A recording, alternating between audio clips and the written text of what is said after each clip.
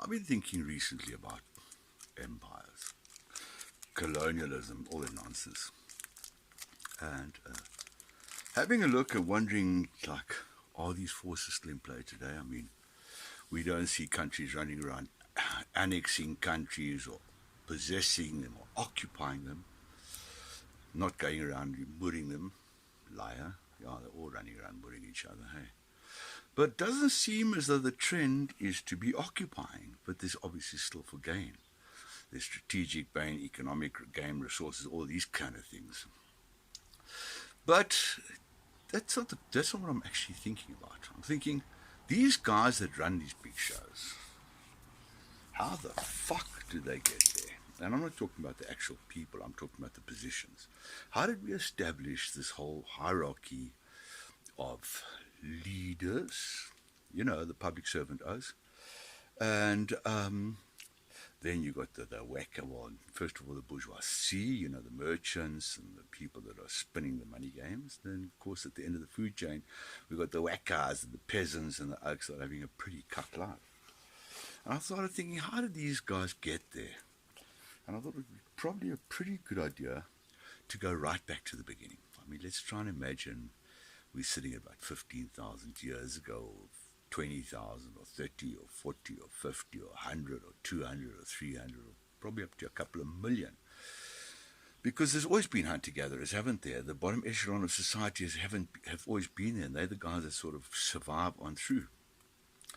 And in the beginning, think of these hunter-gatherers. Think of these little families, first of all, that were moving around, so staying in sort of prefab shelters or in caves and stuff like that. So let's think. And then they started joining together and forming little communities, didn't they? So we've got these little communities falling all over the place. And let's think of the society we've got in this. Probably the jocks were still the jocks, the big oaks that killed the lions and all the lion skins. They were the macho men of the occasion.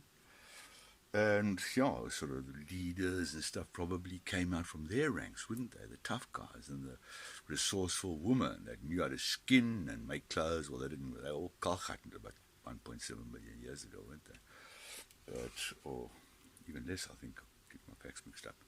But they were all running around, and these guys. But in every community, as every community now, there was probably the lost role, you know, the oak that ran around, can I help? And did jack shit. He couldn't hunt. He couldn't fix things. He was a bit bloody useless.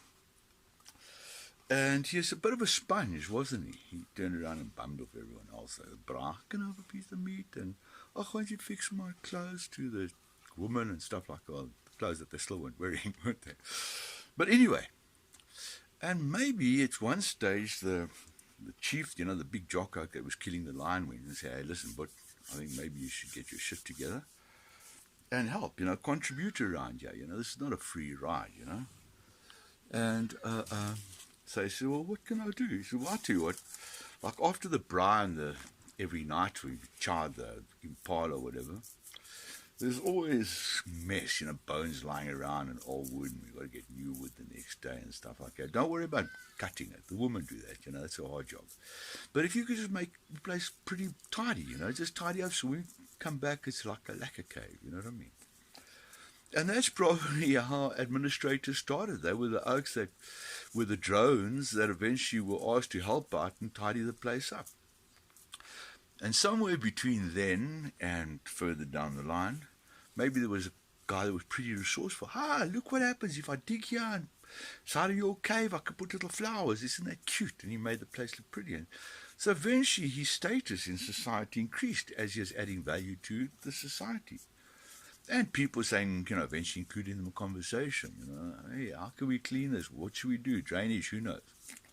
So that happened on, and everyone was a happy camper, and the first administrator started going, and the caves got better and better, and then of course we had the quantum leap about 7,000 years, 8,000 years BC, where man all of a sudden seemingly got very clever very quickly. That is the start, apparently, of urbanization, agriculture, 10, 12,000, well, between 8,000 and 12,000 years ago. And people all of a sudden started gravitating, learned to cultivate lands, made cities, built these big things. I mean, they'd done megaliths before, but of course they never lived in cities when they were building, moving 500-ton rocks around 40 k's. And they couldn't write. You know, they're doing it from memory. Excuse me, we've got to build a pyramid. Now, that block goes, ask Joe, he knows where that block goes. You know what I mean? So, no writing, eh? And no, all of this crap going on. But anyway, where was I? Yeah, so they couldn't write and they didn't know how. They had the technology to move these megaliths around, but they still weren't living in villages or towns, although you would need quite a few people to do it anyway, but they weren't. So then all of a sudden they started gravitating towards town. If you follow the Sumerian texts and stuff, which is sort of the preamble to civilization, one of the earliest, the Middle East was pretty out there at the beginning. Well, at the beginning of this epoch. I mean, they talk about a guy called Oannes, who came out of the sea and was the first half fish, half man, and he taught agriculture and urbanization and how to build amazing things to the Sumerians. And then it went from there, obviously, up to the Akkadians, and so the Assyrians, Babylonians, blah, blah, blah, blah, blah. But these cultures also existed pretty similar times in Egypt, Cusco, a lot of places in a lot of places in South America, Machu Picchu, all that kind of area. But I mean, it doesn't matter the area. You've got plenty of. There's enough oaks on the internet. I'm not going to bother telling you all the names of these places. Please, I'll tell you where it is. And there's so much stuff on the internet to find and to check this stuff. But anyway, coming back to the story.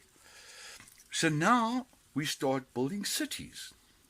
Okay, let's take the Sumerian situation because that's quite a cool example.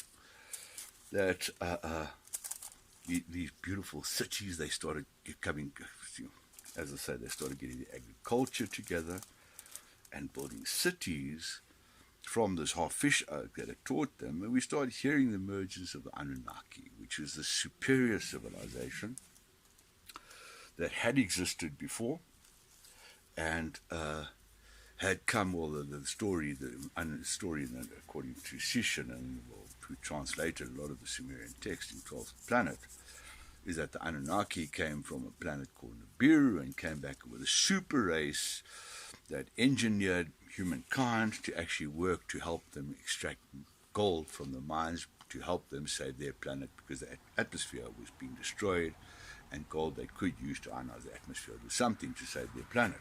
Okay, so these Anunnaki came down here and they started fixing civilization, but I don't buy for 1 second that there's Nibiru or that there's this other planet or that we are ancient aliens. I mean, I believe firmly that they were just ancient civilizations that managed to exist and grow during cataclysms and almost separate themselves from the general mainstream of society, of humanity. And actually heard it and utilized society on many occasions. But now we're talking at the time about 10,000 years ago, right? Where the Anunnaki came down. Now they've re-engineered people and they carry on with their society. Humans are basically working, and the Anunnaki put like a high priest in all their towns. Enkidu, their first town, into Uruk, into all of the towns as they go, and all of these characters from Anunnaki become deities in each town. So they were in charge, and the high priests working for them were in charge. So we're the high priests, that each one had a temple, and then the people of the town would have to bring stuff to them, food to them, and all kind of stuff, and they had to do the whole shooting match to the god and look after them. Then, of course, you again had the merchants and the nobility and these kind of the upper class of society. And then the workers were carrying stones and doing all the cuck jobs.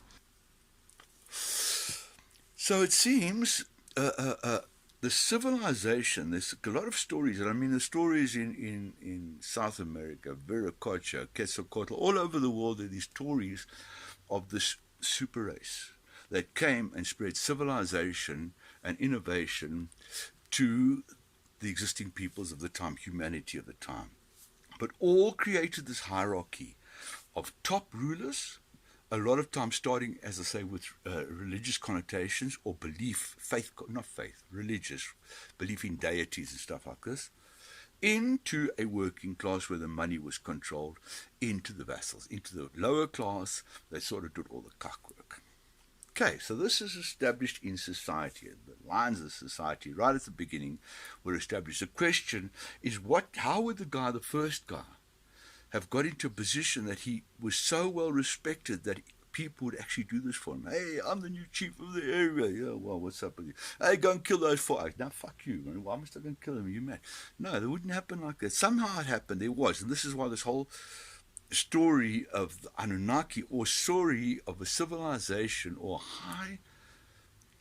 very, very civilized and technologically advanced people before the Younger Dryas, and before probably Mount Toba, and going through that, this line, this Illuminati line, which I don't know if it's Illuminati, it's conspiracy theories are conspiracy stories, and they got their merits. But when you actually, as they say, when you crap on it, it stinks, you know what I mean? So just like it should be stayed within, trying to find the truth, not turning into a bloody circus.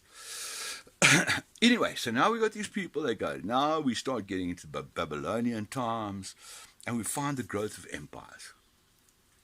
And empires, we had these little city-states, right?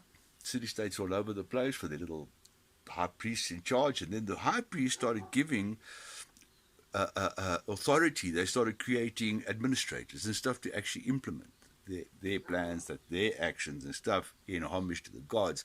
And this gave rise to these little city-states coming together, and some of them forming into the little early empires, which at the first was Sumer, and then went into Acadia, which was almost very, very similar. They was very symbiotic.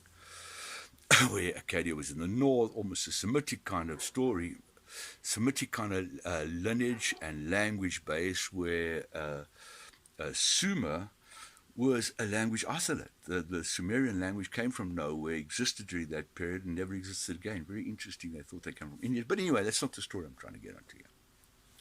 So now, these little city-states get together, and now they want to create empires. They blossom each other, and there's people all over the place. And this is all over the place. This is not just, I'm using the example in the Middle East because it's such a beautiful example, but they start blossoming, the Hittites all over the land, Elan's coming thing, and there's empires going around the Mediterranean, into the north of Egypt, and up into the area of Turkey. That kind of area was really cool. About 4,000 years of empire, and every time the empires were pretty much the same. It was looking for resources. It was human resources, logistical resources, infrastructure building. In the Sumeria, in the Mesopotamia, for instance, they didn't have rocks, they didn't have trees and stuff like that. They had bloody reeds, okay, and that's it, and lots of sand and lots of sand. But it was pretty fertile in those days. But people would go and try and get things, and slaves was a big thing throughout history. Slaves have been, you murder someone, you take the people, you make them work for you for nothing, okay? So this is not a new thing. This whole, oh my God, this whole thing, you know, it's kind of, humanity's a bitch of a species, man. Anyway, so build these empires. At that stage, the idea was go, raid the place, blixem the shit out of them, destroy it, kill everyone, set it up, and then tax the hell out of them. That was how you grew an empire. Okay? Boom, boom, boom. Happens for a couple of thousand years, right up until the Second World War. We haven't changed much in that thing. We've just changed our weapons and the resources we need. Which got us to then into the voyages of discovery, as we like to call them. The African and the countries that were discovered called it rape, pillage, and blixem. But anyway, I mean, history to the boulder. History's a interesting game. But no one is right. So, I mean, turning on one side, any side being indignant is like, yeah, be indignant, but there's sweet fuck all you can do about it, quite honestly. That's what history does and will continue to do because of humanity.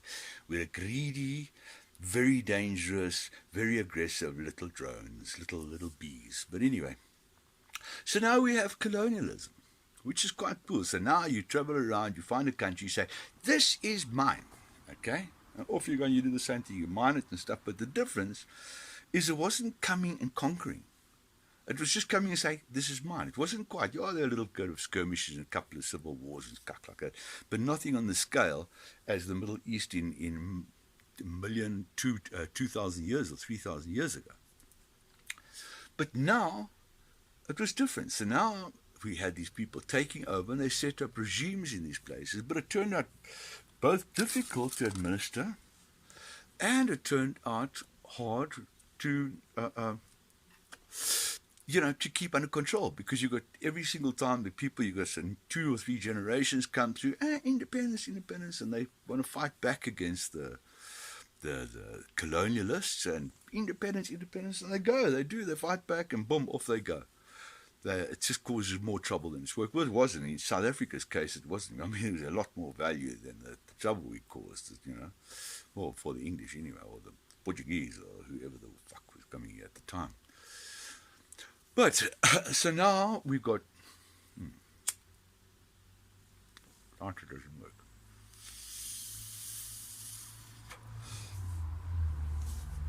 So the colonialists have been here, colonialists, and they've taken over the whole of Africa, the whole of South America, decimated the populations, killed the East Islanders, murdered the Aborigines. Jesus. Colonialists were very good at what they did. But the whole thing is, as I say, they took them over. It was very hard. But then they said, okay, we'll give you independence, but now we're an empire. The British Empire, the Commonwealth. So the focus shifted that now you administer yourself, okay, but you can sell your cuck to us. So we can buy your stuff with all these big happy campers. We're still going to milk you extra. But now we got the flag and you can call yourself, you got our best supporter badge on your site and stuff like this, and worked out very cool for a while. And then it went to the next stage where we started seeing, now we're talking globalization, the whole world is connected, people are seeing like, hey man, I am mining stuff here, but no, I can't get good money from here, but I can sell them to other people somewhere else, use that money not for the country but for me, and sort their problems. So all of a sudden, I could be Judas all over the world. I didn't have to use my resources for my own country to support my people. I could push them anywhere, irrespective of what it did to the country. And this was commercialization of the world, isn't it? Financial planning of the whole planet. That we were saying, okay, now we've got people on computers sitting and working out where the assets and the resources of the earth will be distributed to make most money from the companies. So all of a sudden, someone twigged on, China twigged on, hey, I don't have to go and kill the country. I don't have to go and take it over. All I've got to do is give them enough money that when they blow it, they'll come back and they'll owe me, and then I got them by the balls. Which was a stunning strategy. That China has basically taken over the African continent by just giving them money, doing nothing wrong. They haven't been coming and saying we want your oil and stuff. They just, hey, you want money? Here we go, boom, boom, boom, boom, boom. And then the next minute they own the country. And how that's going to play out, I suppose the next 100 years or 50 years will actually tell us. But that isn't the end of the story about colonialism and imperialism and taking over. We hear so much nowadays about, especially around this COVID, are we losing our freedom? Are we busy going into this new global world order of oppression? Or has COVID been orchestrated? Has it been man-made to push us under and dominate and oppress us so that everything is state-run and all of us are once again slaves to the system? Well, fucking catch a wake up, dude. We've been slaves to the system forever. Colonialism and imperialism is no longer about getting roads and getting countries. And also, if you ever look back at colonialism and imperialism, especially the big empires originally, they grew because of the infrastructure and network of roads. They could reach their annexed countries or taken over countries. They could all the Roman roads, Appian Way, all of these. This was the same for the Yang Dynasty in China when they were fighting the Mongols. They were turning and continuing the road from the east to the west so that they could build the Great Wall of China. And eventually they didn't. They kept the Mongols out for quite a long period of time. But the network of roads made the whole empire possible. Colonialists from the colonies, colonial era, It was made possible because of the boats and the ships, and that they were eventually people were able to go around the world, and from this move resources and human manpower around to actually dominate, take over, and oppress. This happened again when we saw the internet came in. That we sit here, oh, whoa, freedom, social media, the whole thing, yeah, it's friggin' amazing, isn't it? But have you thought how much information we are saying will they take over our lives? Imperialism is no longer on country base. It's commercial base. It's fully money. And every cent we have got is tied up somewhere into the internet. We pay our banks, we pay our bonds, we pay our schools, kids' school fees, we try and get perks through, we invest. Everything we do is through the network. And we're sitting and saying, have we lost our civil liberties? And will they take our information? Hello, they've got our information. Every bit of information. And that information has been used to orchestrate the planning coming out of COVID.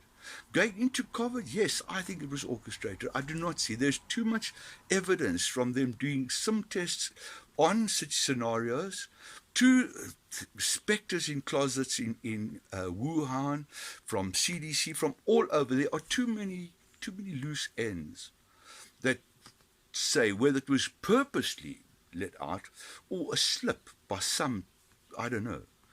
But it is too perfect, and the plan out has curtailed our liberties, our civil liberties, and we are all tied in to the network of virtuality. That is what links us together. We are no longer tied in only to our country. We're tied into global communities, great, which is wonderful, but we are also tied into global prisons. We are tied into situations of decisions that they have got AI working out what you are going to be thinking in 6 years' time, not in 6 minutes' time.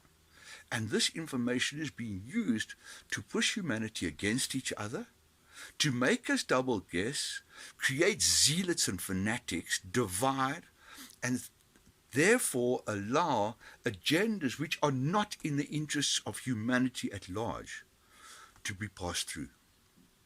All of the things, global warming, yes, I think it is. I think it is something that needs to be considering. Resources will eventually become depleted. It's not like, hello, just a big magic wand in the center. The way we actually utilize the surface area of the planet is critical. And the people that are supposed to be guiding us, they are not being honest. They are not sharing their intentions, or the intentions do not seem to be in line with what is happening and the roads they're taking us on. So this feeling that, are we losing our civil liberties? Man, that kettle has boiled quite a while back, and us little frogs are busy doing the Charleston in hot water. I think it's important that we what do you do? Go revolution? No, that's not the answer. Be cognizant, understand the role of the company you play in, understand the role of the government, both internally and externally, internationally, and understand their role in the upliftment of society. The poverty-stricken, what are they going to do? Starve them out? Is that the plan? Because we're thinking AI is replacing jobs, right? And innovation all over the place. Everyone is becoming expendable, except for the bottom tier. The bottom tier, all of their labor, dig holes, can be done by machinery. So they are actually handicapped. They are pulling us down, society. And that is how the major players are looking at it. So is this an actual process to try and eliminate them in some way? I don't know. That sounds like a horrific thing to say. But we have to uplift them, otherwise there's going to be cuck. And this is what we've got to start understanding. These levels of society are man-made, that we put a pedestal, these top players, on a pedestal for making terrible decisions. But if someone goes and pisses against a pole in the city, we're then horrified. Yes, I am. It's cuck. That's bad manners. That's bad upbringing and social, old Maslow's hierarchy kind of nonsense. But these top dogs, guys, they are the ones that are fucking the cat, because they're making decisions with motives which are not in line with getting us out of the poo. And those decisions need to be taken not only for profit, not only for PR, but to get us out of the poo. Let's do it, man.